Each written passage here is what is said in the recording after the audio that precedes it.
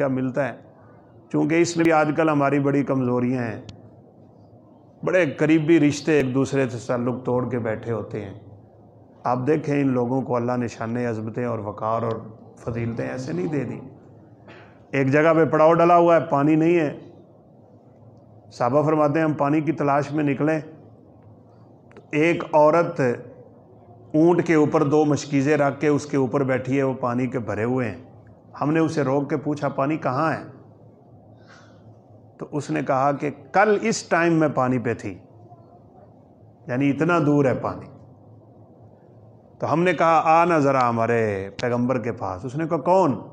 وہی وہ جو بے دین ہے، نعوذ باللہ من ذالک، کافر ہے نا، بے دین، وہی صحابی۔ کہا ہاں وہی، چلا نا ذرا بات سن۔ پکڑ کے رسول اللہ صلی اللہ علیہ وسلم کی خدمت میں لائے اور کہا پانی بہت ہی دور ہے اور اس عورت کے پاس پانی موجود ہے۔ رسول اللہ صلی اللہ علیہ وسلم نے فرمایا مشکیزیں اتارو اس کے۔ مشکیزیں اترے تو آپ نے اس تمام صحابہ کو کہا جاؤ بھئی اپنے اپنے برتن لے آؤ۔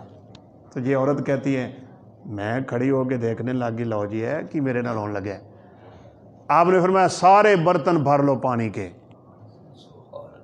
تو صحابہ کہتے ہیں ہم نے سارے برتن بھر لیے لیکن اس کے مشکیزوں سے ایک قطرہ بھی کم نہیں ہوا۔ معجزہ تھا سرور کائنات کا۔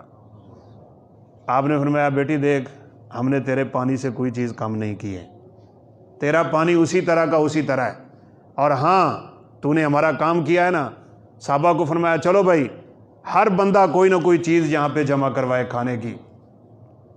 اچھا خاصا راشن جمع کیا، اس کو کپڑے میں بند کیا اور فرمایا یہ لے جا ہماری طرف سے تحفہ ہے۔ یہ سوچتی آ رہی ہے لو جی میرے نال آج کیڑی گیم ہوئی۔ گھر والوں نے پوچھا ہاں لیٹ کیوں آئی ہو؟ تو کہنے لگی آج تو واقعی اس جادوگر کا جادو دیکھ کے حیران رہ گئی۔ جس کو لوگ جادوگر کہتے ہیں نا، اس نے میرے سامنے ایسا جادو کیا ہے کہ میں ہکی بکی رہ گئی ہوں۔ اللہ اکبر۔ جو بات میں آپ سے اصل کرنا چاہ رہا ہوں، بخاری کی روایت ہے، یہ عورت جس علاقے میں رہتی تھی، آج میں نے کتنے قریبی رشتہ داروں کو چھوٹی چھوٹی باتوں پہ ٹھکرا کے رکھ دیا ہوا ہے۔ یہ عورت خود کہتی ہے جب کبھی ان صحابہ کا میرے علاقے میں جہاد کے لیے آنا ہوتا تھا نا، یہ غزوے پہ نکلتے تھے، علاقے فتح کرنے کے لیے نکل جاتے، یہ میرے گاؤں سے اس لیے کنارہ کر کے نکلتے تھے کہ میں نے ان کو پانی پلایا ہوا تھا۔ حیا دیکھیں صحابہ کا۔ اور ایک دن اپنے قبیلے کو اکٹھا کر کے کہنے لگی یہ بڑے جرری اور بہادر لوگ ہیں، جہاں جاتے ہیں نا یہ زمین کی کایا پلٹ کے رکھ دیتے ہیں۔ کبھی تم نے سوچا بھی ہے کہ یہ یہاں سے اپنا رستہ بدلتے کیوں ہیں؟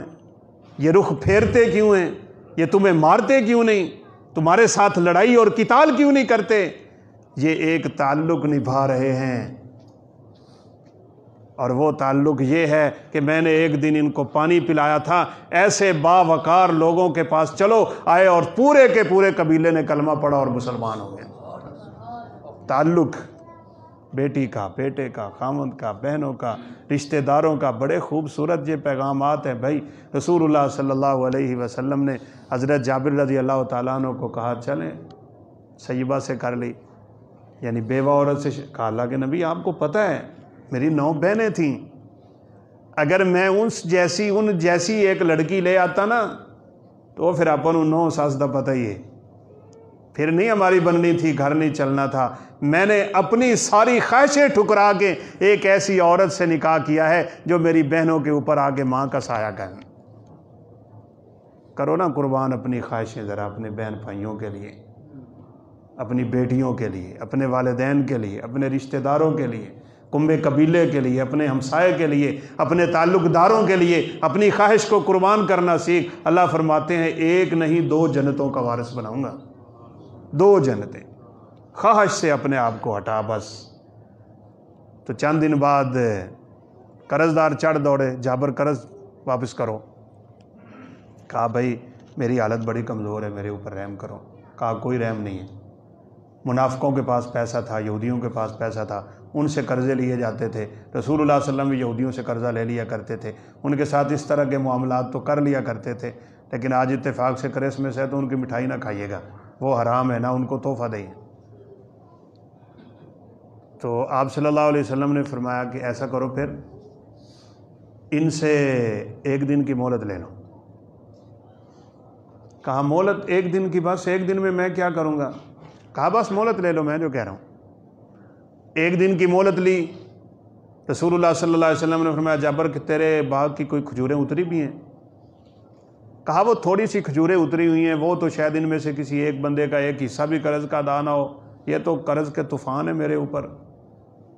آپ نے فرمایا چلا نہ تیرے باغ میں چلتے ہیں۔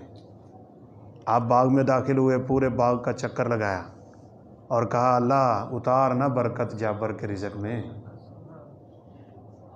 اگلے دن آپ نے فرمایا بلاؤ قرضداروں کو۔ قرضداروں کو بلایا، آپ نے ہاتھ سے اشارہ کیا، اور آدھا کر دو، آدھا معاف کر دو۔ کہنے لگے نہیں، حالانکہ آپ چاہتے تھے یہ آدھا معاف کر دیں، اپنی آخرت بنا لیں۔ اور ایک ہی بات چلیں قرض کی بھی میں کر کے اجازت چاہتا ہوں، کسی کو جب آپ قرض دیتے ہیں نا، اس سے پھر کبھی آپ کوئی چیز نہ لیں، مٹھائی تک نہ لیں، تحفہ تک نہ لیں، اس سے پھر آپ کوئی امید نہ رکھیں۔ کیوں بھلا؟ جس وقت تک آپ کا قرض اس کے پاس رہتا ہے، ایک شخص نے کسی کو 1,00,000 روپیہ قرضے میں دیا ہو نا، ایک مہینے کے لیے، ایک مہینہ مسلسل اس کو 1,00,000 روپے صدقے کا ثواب ملتا ہے۔ اپنے صدقے ضائع نہ کرو، قرض رب کو راضی کرنے کے لیے دیا جاتا ہے۔ اور ہاں وقت مقررہ پہ اگر وہ واپس نہ کر سکے اور آپ اس کو مہلت دے دیں تو رسول اللہ صلی اللہ علیہ وسلم نے فرمایا، مسند احمد کی روایت ہے، 2 گنا اللہ کی طرف سے صدقے کا اجر شروع ہو جاتا ہے۔ 2,00,000 روزانہ صدقے کا ثواب مل رہا ہے، تو اگر کوئی معاف ہی کر دے تو آپ سوچتے ہیں نا اس کی فضیلت کتنی ہوگی۔ کہا نہیں، ہم نے پورا قرضہ لینا ہے۔ حضرت جابر کہتے ہیں میں دیکھ کے حیران رہ گیا، آپ ڈھیر کے پاس بیٹھ گئے، وہ جو چند کھجوریں اتری ہوئی تھیں، میں سوچی جا رہا تھا اس کا آپ کریں گے کیا۔ اللہ کے نبی ان کھجوروں کو تولنے لگ گئے، سارے کے سارے قرض داروں کا قرض اتر گیا، میری کھجوریں اسی طرح وہیں پڑی رہیں۔ برکتیں، رحمتیں اور اللہ اکرم الحاکمین کی طرف سے یہ پرسکون پرتعیش زندگی چاہیے۔ بس ایمان کی دولت، اخلاق کی دولت، اسلام کی دولت، بڑی باتیں ہیں کرنے کو۔ بہرحال اللہ اکرم الحاکمین سے میری دعا ہے کہ اللہ تعالی ہمیں صحیح معنوں میں قرآن و سنت پہ عمل پیرا ہونے کی توفیق نصیب فرما دے۔ یہ جس مقصد کے لیے محفل لگی ہے، اللہ اکرم الحاکمین اس مقصد کو پورا فرما دے۔ ہمیں اپنی بیٹیوں کی عظمت سمجھنے کی توفیق دے، بیٹیوں کے حقوق سمجھنے کی توفیق دے، ان کی زمینیں نہ مارا کریں، ان کا حق نہ مارا کریں، ان کے حقوق کی صحیح ادائیگی کیا کریں، بھائی اپنے بہنوں کے حق دیں، اور اس طرح ان کے ساتھ وہی پورے کے پورے حقوق والا معاملہ کیا کریں۔ اللہ اکرم الحاکمین جنتوں کا وارث بناتا ہے۔ اللہ اکرم الحاکمین ہم سب کو اپنی جنتوں کا وارث بنائے۔